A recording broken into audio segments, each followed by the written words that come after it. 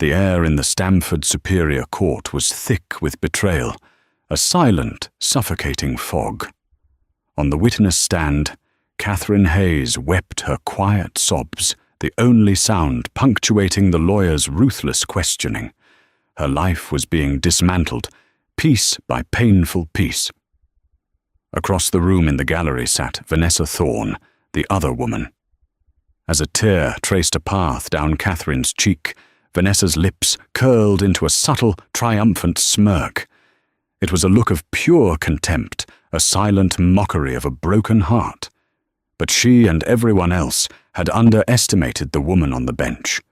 Judge Evelyn Reed saw everything, and what she was about to say would not just change the course of the divorce, but would shatter lives and expose a lie so vast it would leave the entire courtroom breathless with shock. The house in Greenwich, Connecticut, was less a home and more a museum exhibit on wealth. It was a sprawling colonial of white clapboards and black shutters, set on 3 acres of manicured lawn that rolled down to a private sliver of the Long Island Sound. Inside the floors were Italian marble, cool and unforgiving underfoot, and the walls were adorned with abstract art that Richard Hayes had purchased at auctions Katherine was not invited to.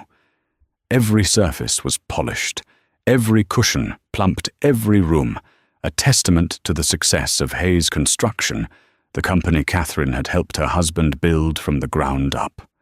In the early days, their life had been a whirlwind of shared dreams and dusty work sites. Katherine, a gifted architect with a degree from Cornell, had designed their first spec homes. Her vision, a blend of classic New England charm with modern open-concept living, had been the company's signature. She'd worked alongside Richard, poring over blueprints on their tiny apartment's dining table, her pencil sketching the future, while he charmed investors on a battered flip phone. She was the soul of the company. He was its face. But as the money flowed in a strange tide, pulled them apart, Richard insisted she step back. "You've done enough, darling," he'd said, his voice smooth as the aged whiskey he now preferred. "It's time you enjoyed the fruits of our labor. Let the new guys handle the designs. You should be planning parties, running the charity board." So she did. She traded her drafting table for a seat on the board of the Philharmonic. She swapped her worn-out jeans for Chanel suits. She became Mrs. Richard Hayes, a perfect hostess in a perfect house, her architectural ambitions relegated to a dusty portfolio in the attic. The house was her design, her masterpiece, but it had become her gilded cage. The soaring ceilings seemed to mock her grounded dreams, and the vast empty rooms echoed with the silence of a life unlived. The distance from Richard became a physical ache. He travelled constantly. For business, he'd claim. Board meetings in Tokyo, site inspections in Dubai, investor conferences in London. He would return smelling of unfamiliar perfume and the sterile air of a first-class cabin, offering her a duty-free trinket as a placating gesture. She accepted them with a practiced smile, the beautiful boxes feeling as hollow as his excuses. Doubt a seed planted years ago had grown into a suffocating vine. It was in the way he angled his phone away from her, the sudden password protection on his laptop, the late-night conference calls that sounded more like whispered conversations. Katherine felt like a ghost in her own life, haunting the hallways of a marriage that was already dead. The truth, when it came, was not a dramatic confrontation, but a small, careless piece of paper. Richard was supposedly in Chicago for a concrete suppliers convention. Katherine was sorting his travel receipts for their accountant, a mundane task. She still performed a relic of their shared past. Tucked between a receipt for a steak dinner and an Uber ride was a folio from a hotel she didn't recognize, the Chateau Marmont in Los Angeles. The dates matched his Chicago trip. The room service charges were for 2 champagne flutes, 2 orders of wild salmon, 2 servings of chocolate lava cake. The marble floor felt like a sheet of ice beneath her feet. She sank onto a minimalist sofa that offered no comfort, the crisp paper trembling in her hand. It wasn't just the lie. It was the casual, arrogant carelessness of it. He hadn't even bothered to hide it properly. It was as if she didn't matter enough for him to expend the effort. She went to his study, a room panelled in dark mahogany that always smelled of leather and self-importance. She had a sudden, desperate need to find more, to confirm the shape and size of the wound he had inflicted. She remembered him mentioning a new briefcase. She found it a pristine leather attaché from a ridiculously expensive brand. She fumbled with the gold clasps, her fingers clumsy with adrenaline. Inside, beneath a stack of contracts, was a small velvet jewelry box. Not for her. Her birthday and their anniversary had long passed. With a heart thudding against her ribs, she opened it. Inside, nestled on a bed of black satin, was a delicate diamond tennis bracelet. Tucked into the lining was a tiny folded card. Her breath hitched. She unfolded it. The handwriting was a feminine looping scrawl.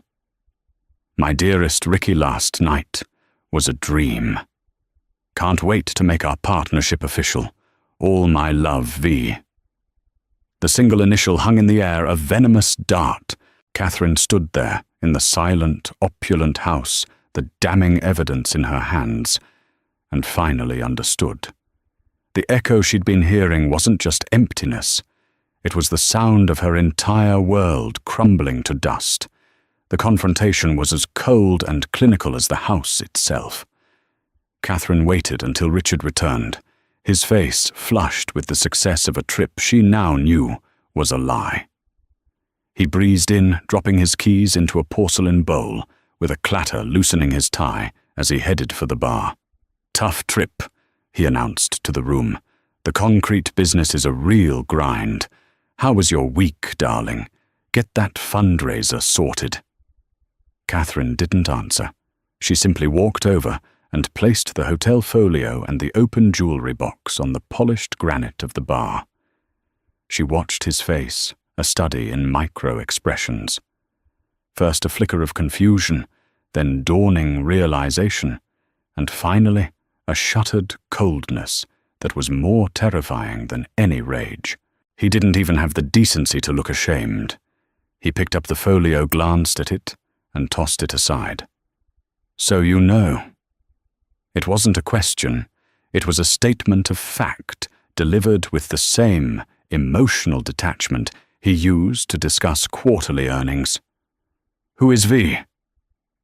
Katherine's voice was a raw whisper, barely audible over the hum of the sub-zero refrigerator. "Vanessa Thorne," he said, pouring himself a 2-finger measure of scotch. He didn't offer her one. "She's a consultant for the company, a new hire." A consultant? The absurdity of the lie was a physical blow. The kind of consultant you buy diamond bracelets for and take to the Chateau Marmont. Richard took a slow sip of his drink, his eyes hard and dismissive. "Look, Katherine, let's not be dramatic. These things happen. Our marriage, it's been a business arrangement for years. You know that as well as I do." A business arrangement. She could feel a hysterical laugh bubbling in her throat. "I gave up my career for you, for this family, for this company. I designed the houses that made your name. We built this together. You drew some pictures 20 years ago." He sneered, his charm dissolving to reveal the ugly core beneath. "I built the empire. You've lived a life of unimaginable luxury because of me. You haven't had to work a day in 2 decades. Don't pretend you're some kind of martyr." Every word was a precision strike designed to diminish her, to erase her contribution, to rewrite their shared history into a simple transaction where she was a kept woman and he was the magnanimous provider. The love, the partnership, the late nights, all of it gone. Demolished. The next few days were a blur of numb activity. Richard packed a bag and moved into a penthouse suite at a downtown hotel, the one he likely shared with her. The lawyers were called. His was Gregory Vance, a man with a reputation as a shark, known for shredding spouses on the witness stand. Katherine, on the recommendation of a friend from the charity board, hired David Chen, a quieter, more methodical man, whose calm demeanor was a small island in her sea of chaos. The initial meeting took place in Chen's office, a modest space that felt worlds away from her Greenwich Museum. Bookshelves overflowed with legal texts, and the air smelled of paper and coffee. Katherine felt exposed and fragile as she recounted the story, her voice breaking as she explained her role in the company's founding. "We have a prenuptial agreement." She said the words tasting like ash. Richard insisted on it. "I didn't care at the time. I was in love. I thought it was just a piece of paper." Chen steepled his fingers, his expression thoughtful. "Prenups can be challenged, Katherine, especially in a long-term marriage where circumstances have significantly changed. Your non-financial contributions, raising your son, managing the household, and crucially your foundational work for the company all carry weight. He can't just erase 25 years of your life." But Richard was certainly going to try.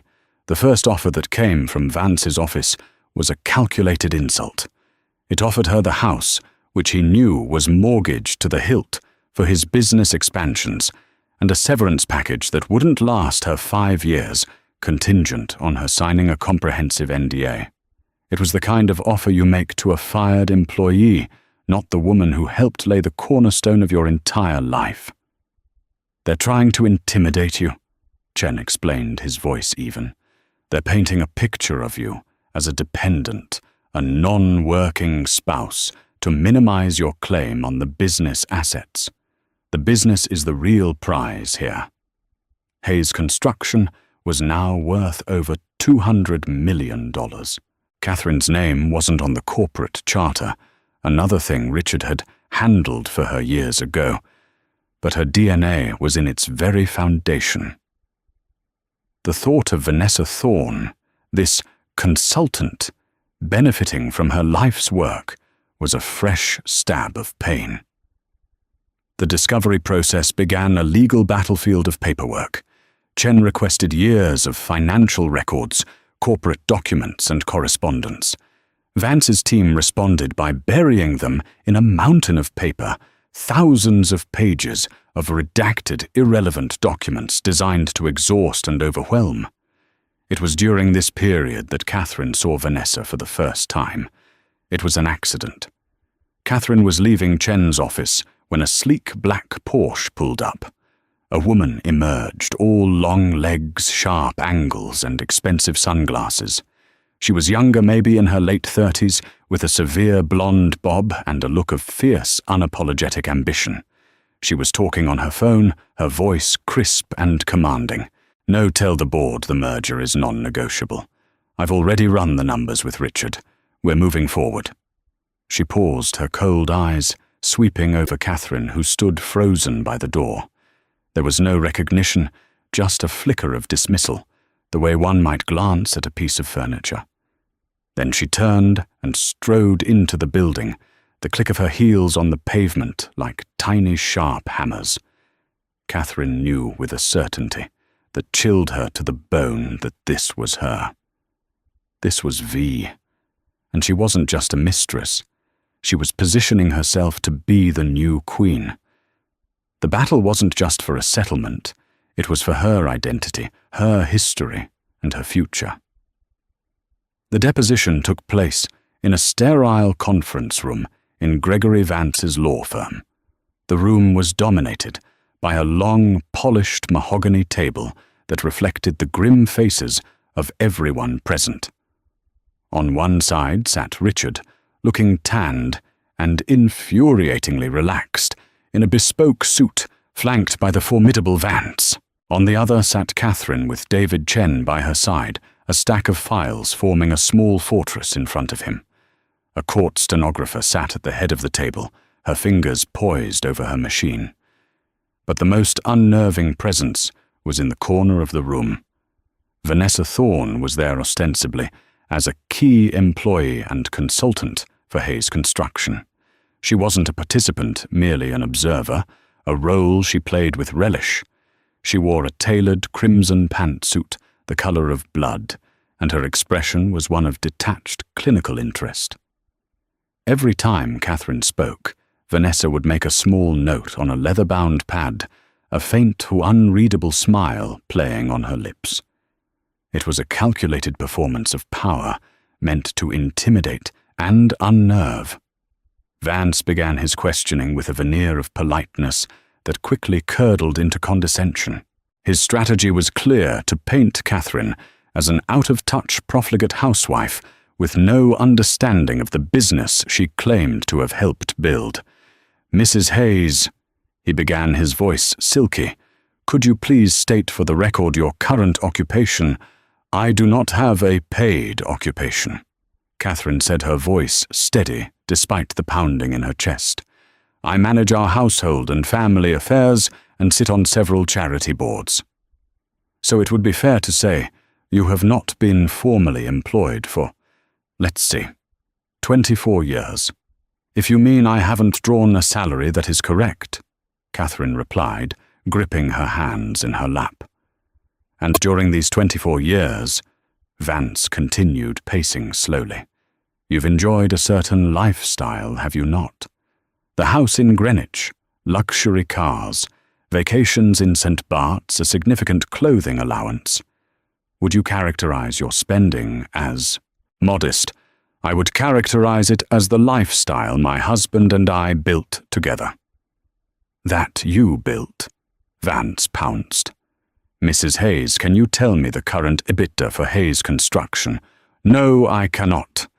"Can you explain the difference between a capital expenditure and an operating expense?" "Not in accounting terms, no." "Can you name the primary suppliers of reinforced steel for the company's high-rise projects?" It went on and on, a barrage of technical questions designed to highlight her ignorance of the company's day-to-day operations. With each, "I don't know," she could feel herself shrinking. She could feel Vanessa's gaze on her, sharp and judgmental. The smile on the woman's face widened almost imperceptibly. It was a vulture's smile, patient and predatory. David Chen objected periodically, citing relevance, but the damage was being done. Vance was crafting a narrative, and in his story, Katherine was nothing more than a pampered appendage to Richard's success. The most brutal part came when Vance brought up her architectural portfolio, the one Chen had submitted as evidence of her foundational role. "Mrs. Hayes, these are lovely drawings," Vance said, holding up a print of her first design. "Very quaint.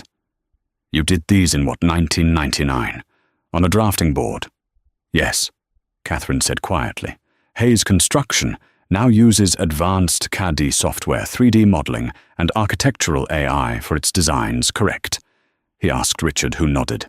"So would you agree, Mrs. Hayes," Vance said, turning back to her, his voice dripping with false sympathy, "that your skills, however charming they once were, are now completely obsolete in the context of a multi-million-dollar construction empire?" The word obsolete struck her like a physical blow. She looked across the table at Richard, hoping for a flicker of protest, a memory of the young woman who had worked tirelessly by his side. She saw nothing. His face was a mask of indifference. He was a stranger. Then her eyes slid to the corner where Vanessa sat. The other woman caught her gaze, and for a single breathtakingly cruel moment, her smile became a full-blown smirk. It was a look that said, "You lose. You are old news. I am the future." That was when Katherine's composure finally cracked. A hot tear escaped her eye and slid down her cheek. She quickly wiped it away, mortified, but the damage was done. Vance saw it. Richard saw it. And Vanessa saw it. The deposition ended shortly after. As they packed their briefcases, Katherine felt a presence beside her. It was Vanessa. "I hope this all gets resolved quickly," Vanessa said, her voice smooth and utterly insincere. For everyone's sake. Richard hates mess. She paused, her eyes flicking down to Katherine's simple dress and then back up. You know, the house could use some updating. The decor is a bit dated. I have some wonderful ideas. It was a declaration of war, a promise that she would not just take Katherine's husband and her money, but she would erase her very existence, redecorating over the life Katherine had so carefully built. Walking out of that building, Katherine felt utterly defeated. The legal system felt like a weapon being used against her, and she was unarmed. The truth didn't seem to matter. Her contributions, her sacrifices, they were being dismissed as quaint, obsolete. All that mattered was the narrative, and the other side was telling a much more convincing story. She had her memories, her pain, and her tears. They had the power, the money, and the vulture's smile. The Stamford Superior Court was an imposing building of granite and solemnity. The air inside courtroom 4B was cool and still smelling faintly of old paper and wood polish. For Katherine, it felt like a final destination, the arena where the last bloody act of her marriage would play out. She sat beside David Chen at the plaintiff's table, her hands clenched so tightly in her lap that her knuckles were white. She had chosen her outfit with care, a modest navy blue dress, a single strand of pearls her grandmother had given her. She wanted to look dignified, not destitute, a woman of substance, not a victim. But inside, she felt as fragile as glass. Across the aisle, Richard looked every bit the captain of industry. His silvering hair was perfectly coiffed, his navy suit impeccably tailored. He exuded an aura of calm authority, occasionally leaning over to whisper to Gregory Vance, who looked as sleek and dangerous as a panther. And there, in the first row of the public gallery, sat Vanessa Thorne. Today she was dressed in a chic, cream-colored sheath dress, the picture of understated elegance.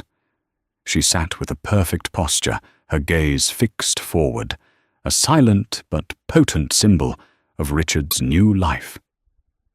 Her presence was a constant, throbbing humiliation.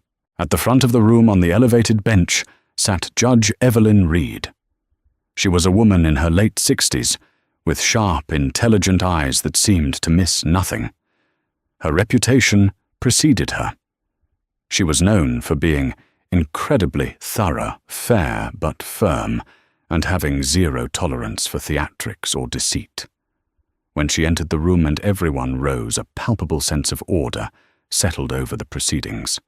The day began with opening statements.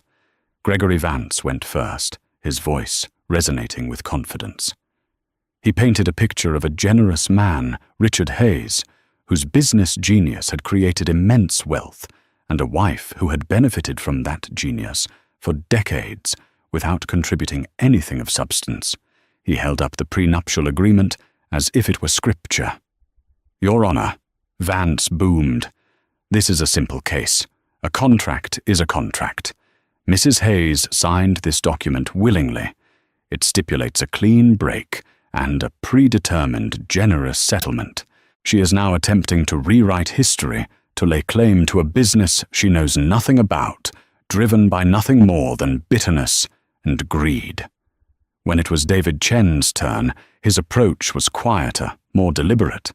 He spoke of partnership, of shared dreams, of sweat equity that doesn't show up on a balance sheet. "Your Honor," he began, "the document Mr. Vance refers to was signed by a 25-year-old woman in love, not a corporate strategist.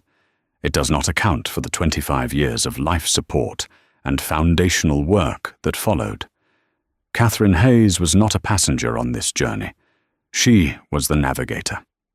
Her architectural vision was the bedrock upon which Hayes' construction was built. To dismiss that, to erase her contribution, is not just a breach of fairness, but a breach of the marital contract itself in its truest sense. The first witnesses were financial experts, dueling accountants who presented conflicting valuations of the company and Katherine's lifestyle. It was a dry, numbing parade of numbers and jargon amortization, depreciation, asset allocation. Through it all, Katherine felt a growing sense of detachment, as if they were discussing the lives of strangers. Richard seemed bored, occasionally checking his Patek Philippe watch. Vanessa watched intently, her expression unreadable. After the lunch recess, the tone shifted. The financials were done. Now came the human element. Richard took the stand. Under Vance's gentle questioning, he portrayed himself as a tireless provider who had given his wife everything she could possibly desire, only to be met with ingratitude. He spoke of their growing apart, a slow, passionless drifting that he framed as a mutual parting of ways. He never mentioned Vanessa's name. Then came David Chen's cross-examination. Mr. Hayes Chen began, "You've stated that Mrs. Hayes made no substantive contribution to the business after the first few years. Is that correct? She was not an employee, no," Richard said smoothly. "But you continued to discuss business with her, did you not, over dinner? When you were facing a difficult project. I might have mentioned things as any husband would. Do you recall the Riverwood Estates project in 2008? The one that won the company the Developer of the Year award?" A flicker of something annoyance crossed Richard's face. "I do. And do you recall that the initial plans from your architects were rejected by the town planning board, twice threatening the entire project?" "There were some initial difficulties," Richard conceded. "And isn't it true," Chen pressed, "that your wife Katherine stayed up with you for 3 nights, reworking the site plans and community layout, using her architectural skills to create the design that was ultimately approved and celebrated, a contribution for which she was never paid or credited?" Richard shifted in his seat. "She may have offered some suggestions." Chen moved on, chipping away at Richard's facade, piece by piece, revealing a pattern of taking Katherine's ideas and support for granted, of slowly and methodically erasing her from the company's history. By the time he was finished, the image of the generous provider had been replaced by that of a calculating user. But Vance was a master of redirection.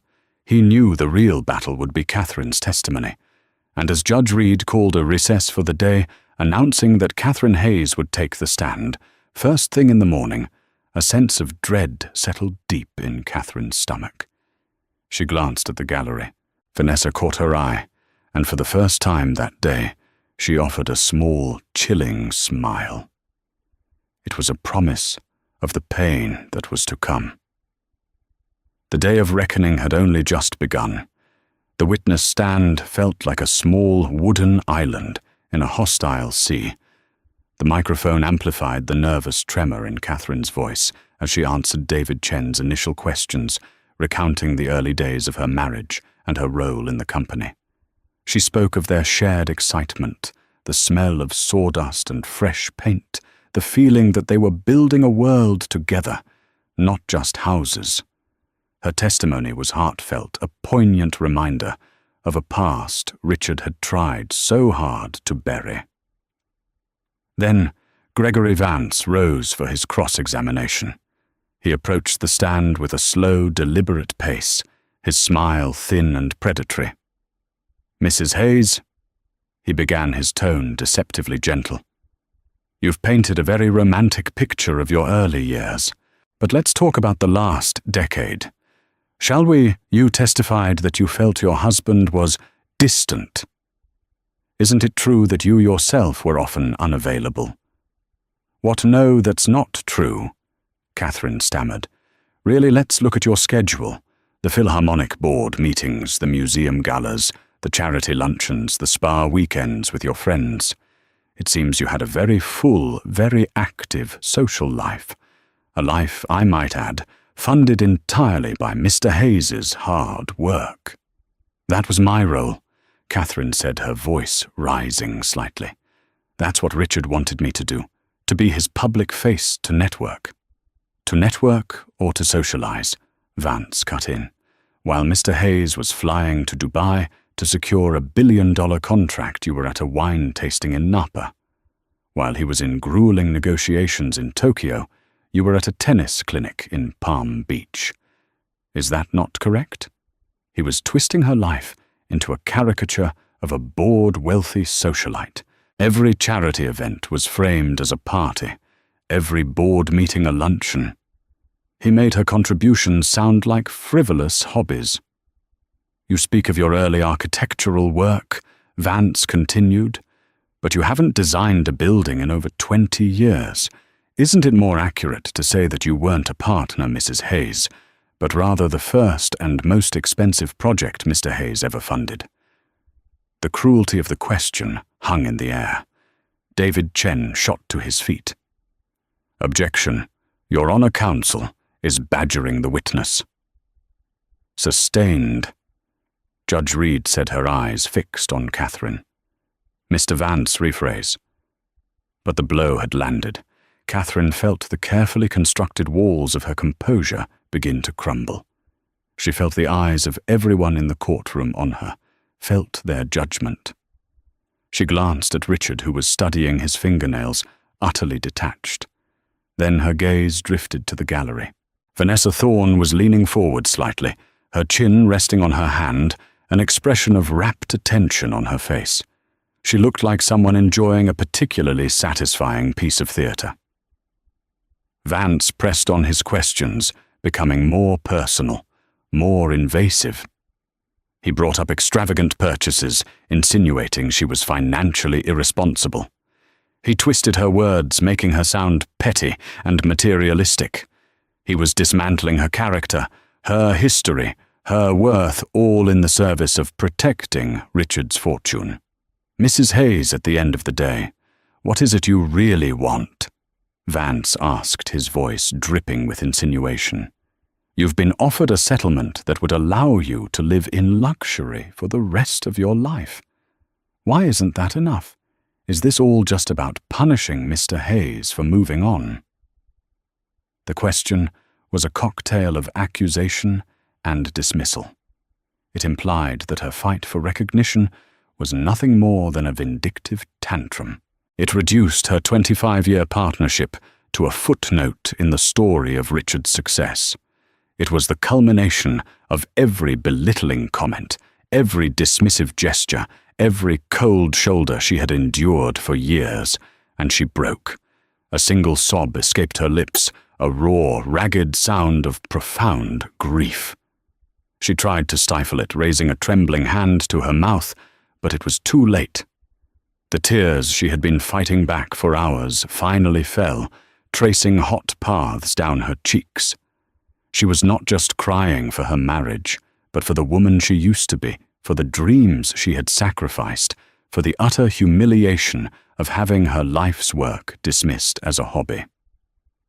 In the heavy silence of the courtroom, punctuated only by Katherine's choked sobs, a small movement caught her eye. It was Vanessa. As Katherine wept, Vanessa's perfectly painted lips curled upwards at the corners. It wasn't a smile of joy, but a smirk of pure, unadulterated triumph. Her eyes glinted with cold satisfaction. Then she raised a hand to her mouth to cover a tiny, almost inaudible scoff. It was a gesture of utter contempt, a silent mockery of the wife's tears. "You pathetic creature," the look said. "Your pain is my victory." She thought no one saw. But she was wrong. Katherine saw it. The mockery was a splash of icy water, shocking her out of her grief and into a cold, sharp fury. And from her elevated bench, Judge Evelyn Reed, whose gaze missed nothing, saw it too. The judge's eyes narrowed, her expression hardening from one of judicial impartiality to something far more dangerous. The air in the room grew taut, electric. The gears of justice were about to shift in a way no one could have ever predicted. Judge Evelyn Reed held up a hand, silencing Gregory Vance mid-sentence as he prepared to deliver what was sure to be a final crushing question. The judge's gaze was not on the witness or the lawyers. It was locked directly on the first row of the gallery. "Ms. Thorne," Judge Reed said, her voice dangerously calm. It cut through the tense silence of the courtroom like a surgeon's scalpel. Vanessa Thorne, who had just settled back in her seat, looked up, a flicker of surprise on her face. The smirk was gone, replaced by a mask of polite neutrality. "Your Honor, you are Vanessa Thorne. Are you not a consultant for Hayes Construction?" "Yes, Your Honor," Vanessa replied, her voice smooth. "I see." The judge continued, her eyes never leaving Vanessa's face. "The court appreciates your attendance and keen interest in these proceedings. Perhaps then you can assist us with a small matter of financial curiosity that has arisen during my review of the evidence." A ripple of confusion went through the courtroom. Gregory Vance and David Chen exchanged a bewildered look. This was highly unorthodox. Judge Reed picked up a thick binder from her desk. Exhibit 34B, the corporate financials for Hayes Construction. "Mr. Vance, your client has presented these documents as a complete and accurate representation of the company's finances. Is that correct?" "Yes, of course, Your Honor." Vance said, a note of unease creeping into his voice. "Excellent," the judge said, flipping through several pages. "Then I'm sure you can easily clarify something for me. I'm looking at the disbursement records for the last 3 fiscal years. I see a series of substantial, recurring monthly payments made out to a consulting firm, a firm by the name of Thorne Innovations, LLC. She looked up again, her gaze like a physical weight pressing down on Vanessa. "Ms. Thorne, are you the principal of this company?" Vanessa's composure faltered for the first time. A slight flush rose on her neck. Yes, Your Honor. It's my consulting firm." At the defendant's table, Richard Hayes went rigid. He shot a panicked look at Vanessa, then at his lawyer. The air of bored indifference had vanished, replaced by a stark, primal fear. "I see," Judge Reed said again, her tone glacial. "And what specific consulting services did Thorne Innovations provide to Hayes Construction to warrant payments totaling—" "Let me see." She paused, running a finger down a column. "Just over $4.2 million over 36 months. The figure dropped into the courtroom like a stone. $4.2 million. Gasps rippled through the gallery. Katherine stared, her tears forgotten, her mind struggling to process the number. "We provided strategic development and market analysis." Vanessa managed her voice, suddenly thin. "Strategic development," the judge repeated, her voice laced with disbelief. "That's a rather nebulous term for such a concrete sum of money. There are no detailed invoices in this file, Ms. Thorne. No project reports, no deliverables, just monthly wire transfers. It's almost as if Thorne Innovations is a pass-through. A shell corporation." Gregory Vance shot to his feet. "Your Honor, I object. The court is speculating, and this line of questioning is completely inappropriate.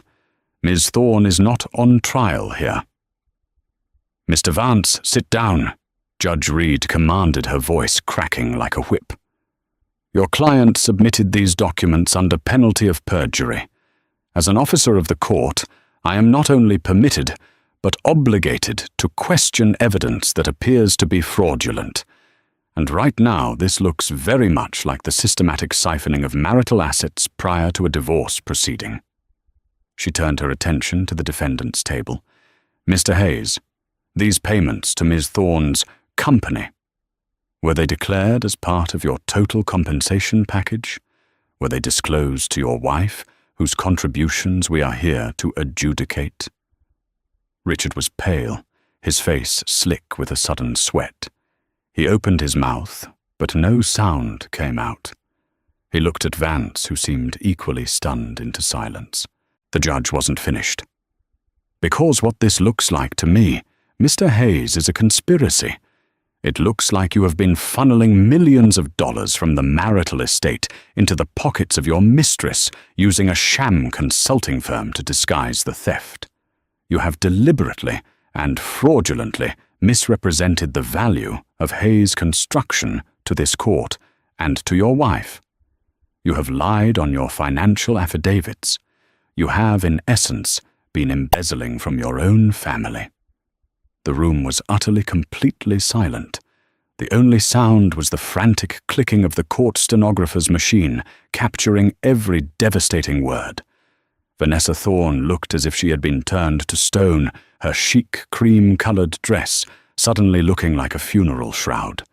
The smug victor, the woman who had mocked the wife's tears, was now exposed as a common grifter, a co-conspirator in a multi-million-dollar fraud. Judge Reed closed the binder with a resounding thud that made everyone jump.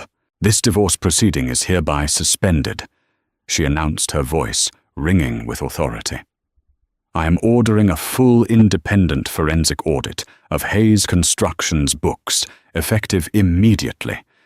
I am also ordering a freeze on all personal and corporate assets belonging to Mr. Hayes and Ms. Thorne, pending the outcome of that audit." She then looked directly at the grim-faced district attorney, who happened to be observing in the back of the courtroom. "And I will be referring this entire matter to the district attorney's office for a criminal investigation into conspiracy, embezzlement, and perjury." The judge's final words silenced the room more profoundly than any outburst could have. Katherine Hayes looked from her husband's ashen face to his mistress's mask of horror, and she finally understood. Her tears hadn't been a sign of weakness. They had been the prelude to a storm of justice she could never have imagined. The 6 months that followed the courtroom bombshell were a maelstrom of legal activity. The forensic audit Judge Reed had ordered was a deep, invasive surgery on the body of Hayes Construction, and it uncovered a cancer of corruption that ran deeper than anyone had imagined. Thorne Innovations was just the tip of the iceberg. Richard, with Vanessa's help, had been systematically bleeding the company for years through a network of shell corporations, inflated invoices, and kickback schemes. He had been building a separate financial empire in the shadows, one he intended to share with Vanessa after discarding Katherine with a pittance. Faced with an ironclad criminal case, Richard and Vanessa turned on each other. Their affair, born of mutual greed and ambition, curdled into bitter recrimination. In the end, Richard Hayes, the titan of industry, pleaded guilty to multiple counts of fraud and embezzlement to avoid a longer sentence. He was sentenced to 5 years in a federal white-collar prison. His reputation was destroyed, his legacy reduced to a cautionary tale. Vanessa Thorne, refusing any plea deal in a fit of misguided arrogance, was convicted by a jury. Her attempts to portray herself as an innocent dupe fell flat. She was sentenced to 3 years and was ordered to pay back every cent she had received through her fraudulent company. The cream-colored dress she wore on her day of reckoning in divorce court was replaced by a standard-issue prison uniform. For Katherine, the revelations were both devastating and liberating. The man she had loved and built a life with was a stranger, a thief who had been stealing from her and their shared dream for years. But the truth, however ugly, set her free. The divorce proceedings resumed, but the landscape had completely changed. With Richard's crimes laid bare, the prenuptial agreement was thrown out as fraudulent. The settlement negotiations were no longer about a small allowance, but about the division of a tarnished but still valuable empire. David Chen, now armed with the full truth, was relentless. In the end, Katherine didn't just get the house. She was awarded a 60% controlling interest in Hayes Construction. She was no longer the discarded wife. She was the majority owner. The first year was the hardest.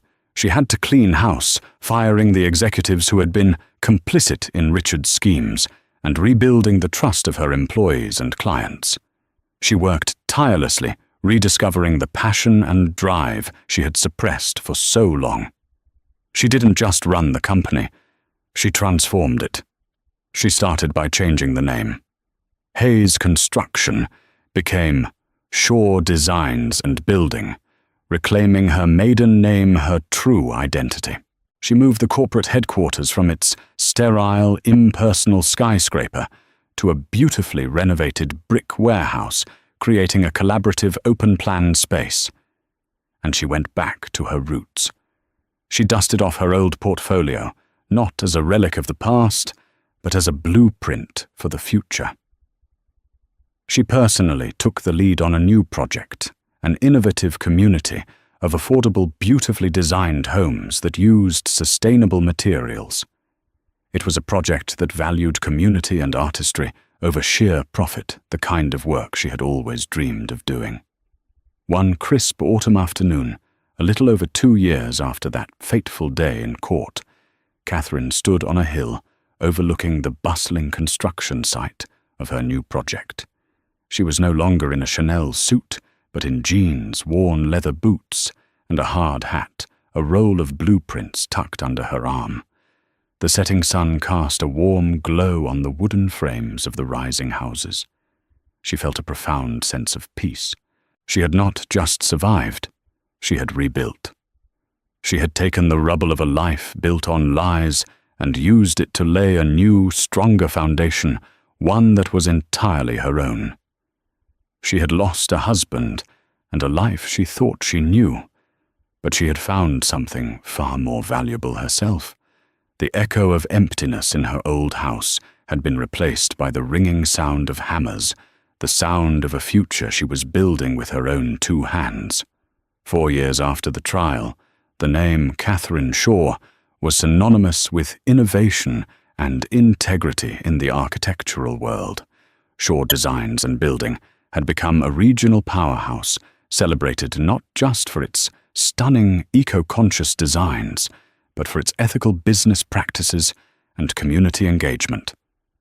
The ghost of Hayes Construction had been fully exorcised, replaced by a legacy Katherine was building on a foundation of her own making. Her life was orderly, fulfilling, and peaceful. The chaotic, painful past felt like a story she had read about someone else.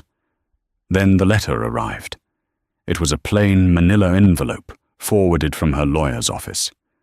Inside, a single sheet of official-looking paper from the Federal Bureau of Prisons informed her, as the primary victim in his case, that Richard Hayes was being granted an early release on parole for good behavior. He had served just under 3 years of his 5-year sentence. He would be a free man in 2 weeks. Katherine read the words, and for the first time in a long time, the cool marble floors of her old life seemed to press up against the soles of her feet. It wasn't fear she felt, nor was it anger. It was a cold, heavy resignation, the feeling one gets when an old chronic injury begins to ache with a change in the weather. He was a storm from the past, and he was rolling back toward her shore. She called David Chen, her voice even. "I got the notification," she said simply. "I thought you might," he replied. "There's a restraining order in place, Katherine. He's not to contact you or come within 500 feet of your home or place of business. If he violates it, he goes right back inside."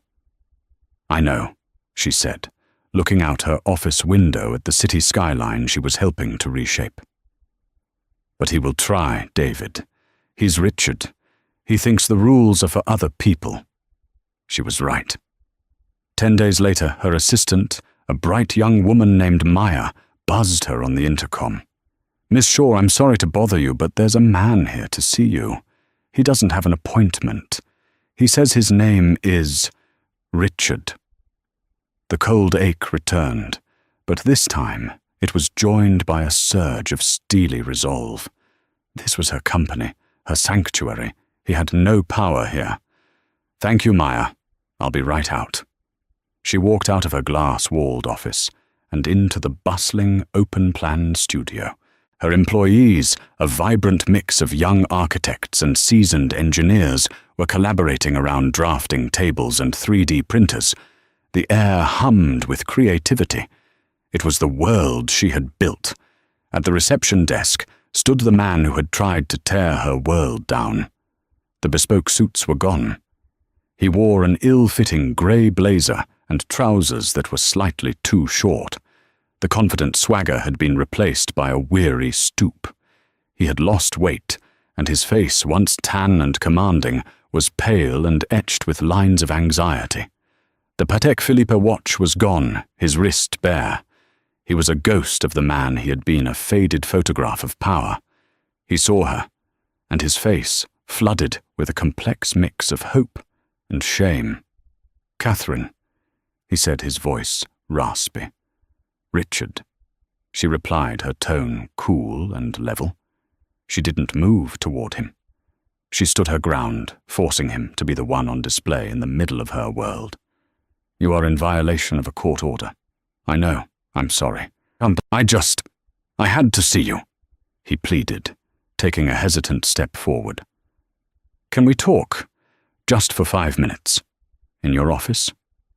She considered calling security. She considered letting Maya call the police. But looking at the diminished man before her, she felt not fear, but a strange clinical curiosity. She wanted this to be over, truly over. And for that, the final word had to be hers. "Fine," she said, turning on her heel. 5 minutes. In her office, he seemed even smaller, swallowed by the light and space. He looked around at the models of her new projects, at the awards lining her shelves. "You've done all this," he said, a note of awe in his voice. "It's incredible." "What do you want, Richard?" she asked, remaining standing behind her large oak desk. He finally met her eyes. "I wanted to apologize," he said, the words sounding rehearsed. "What I did to you, to the company, it was wrong. Prison gives you a lot of time to think. I see that now. I destroyed everything that mattered." "You destroyed a lie, Richard," she corrected him. "I built something real from the rubble." He winced. "I know. Katherine, I'm lost. My name is poison. No one will hire me. My bank accounts are gone. I'm staying in a halfway house. I have nothing." And there it was, the true reason for his visit. It wasn't about absolution. It was about a transaction. It always was with him. "So you came here," she stated, "to the company you stole from, to the woman you betrayed, to ask for a handout." Tears welled in his eyes, and she wondered if they were real or just another tool from his depleted arsenal. "I don't know what else to do," he whispered. "Alone, a job, anything. I could be a consultant. I still know the business." The sheer breathtaking audacity of it almost made her laugh. A consultant, the same title he had given Vanessa. She walked around the desk and stood before him, looking down at the man who had once held absolute power over her life. "No," she said, her voice quiet but unshakable. "There is nothing for you here. The business you knew is gone. It was corrupt and hollow, just like our marriage. This company is built on transparency and trust, two concepts you've never understood." She went to her desk, took out a checkbook and wrote. She slid the check across the desk to him.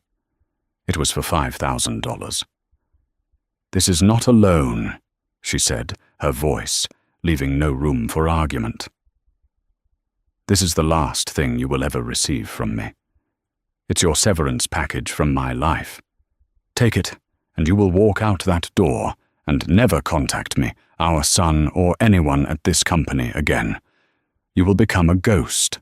If I ever see or hear from you again, I won't hesitate to send you back to prison. Do you understand?" He stared at the check, then at her face, searching for a flicker of the old Katherine, the soft, accommodating wife. He found none. He saw only a stranger, a woman of formidable strength and absolute certainty. He slowly picked up the check, folded it, and put it in his pocket. "I understand," he mumbled. He walked to the door, a defeated man. He paused with his hand on the handle. "For what it's worth," he said, not turning around. "I really am sorry." Then he was gone. Katherine stood alone in her office for a long moment. She didn't feel triumphant or vengeful. She felt a profound sense of quiet. The final echo had faded. The last loose thread had been snipped. She walked to the window, not looking down at the street where Richard was disappearing, but up at the sky, where the steel skeleton of her latest project was rising to meet the clouds. Her past was a finished blueprint filed away. Her future was still being designed, and for the first time, the drafting table was entirely, completely clear. Katherine's journey from a weeping wife in a courtroom to the confident leader of her own company is a powerful testament to the resilience of the human spirit. It's a story that proves that the truth, no matter how deeply buried, has a way of coming to the surface, often in the most dramatic and unexpected fashion. The smirk of an arrogant mistress became the catalyst for her own downfall, and the tears of a wronged woman became the water that nourished the seeds of her own strength. Justice isn't always swift, and it isn't always silent, but as Judge Reed proved, it can be incredibly thorough. If Katherine's story of strength and ultimate vindication resonated with you, please show your support for stories like this one. Hit that like button. It truly helps our channel grow and reach more people who need to hear that it's possible to rebuild from the ashes. Share this video with a friend who might be facing their own battle, and most importantly, subscribe to our channel and click the notification bell. You won't want to miss our next story of how the tables turn when you least expect it. Thank you for listening.